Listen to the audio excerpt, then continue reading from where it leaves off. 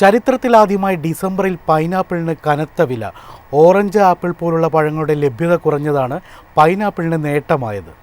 ഡിസംബറിലെ തണുപ്പിലും pineapple വില കുതിപ്പിലാണ്.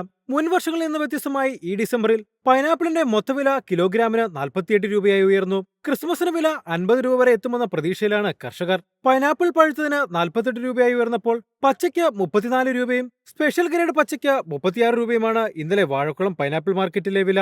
സാധാരണയായി തണുപ്പ് കാലമായതിനാൽ ഡിസംബർ മാസത്തിൽ പൈനാപ്പിൾ വില താഴുകയാണ് പതിവ്.